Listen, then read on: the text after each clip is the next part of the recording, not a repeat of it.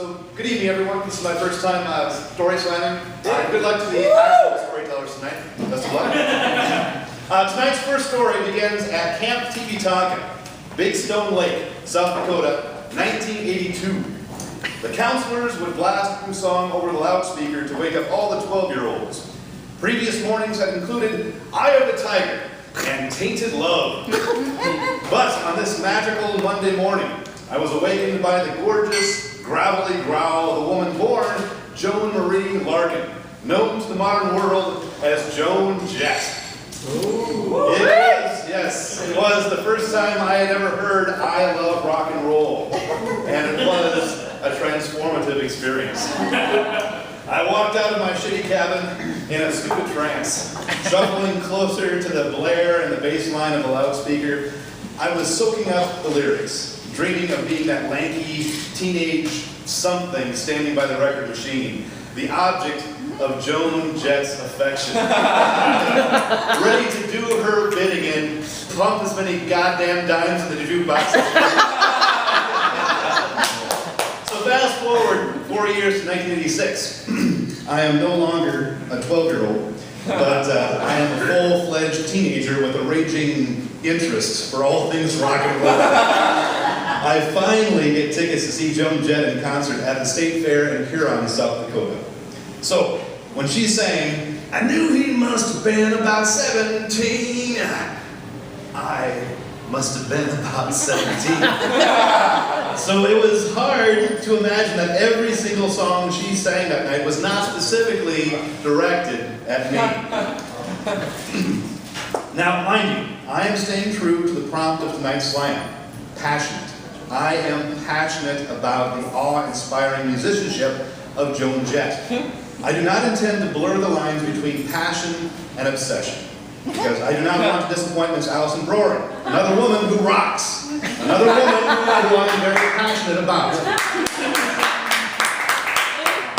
My 32-year love affair with Joan Jett's music is indeed passionate. An obsessed person would tell you that Joan ranks number 32 on VH1's list of the greatest women of rock and roll. A list that would hold more credibility if she wasn't sandwiched in between Katie Lang and Barbara fucking Streisand. It's true. A passionate fan knows that Joan Jett's likeness was one of only 3 female rockers made into a Barbie doll by the Mattel Corporation. Does anyone know who the other 2 80s rockers were? So Joan Jett was a brunette. Gene Simmons. No, it wasn't Cindy Lauper. Cindy Lauper was the redhead. Yes! And who was the blonde? Belinda Carlisle. Yeah, so a passionate fan knows about those dolls. Now, an obsessed fan owns these dolls and knows if they are anatomically correct.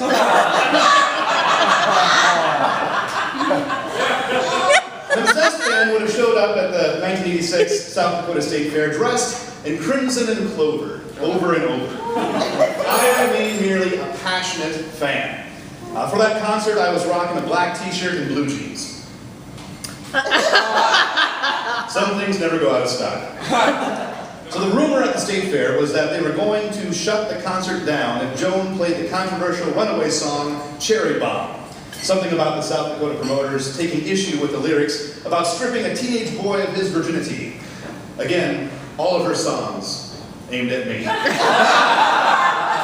And before any of you mistake the topic of Joan Jett as being dated as my virginity, let's quickly review Joan Jett's most recent coup, attending this year's Rock and Roll Hall of Fame induction ceremony and fronting a little band called Nirvana. Joan Jett has always been and will always be a fantastic front for any rock and roll outfit, from the Blackhearts to ZZ Top. So, when she found herself smack dab in Dakota and faced with compromising her artistic integrity and disappointing her fans, what did she do when given the ultimatum to cut a controversial song? Joan took it in stride the way she always has. And with a quick shuffle of her setlist, she defiantly roared into her final encore with "Hello, Daddy! Hello, Mom! I'm your cherry bomb!" A thrilling surprise, and with Joan all dolled up in sex and leather, it was the next best thing to actually losing my virginity. So, Thank you, Miss Larkin, you name changer, you game changer, you heartbreaker. Thank you, Joan Jett, wherever you may rock.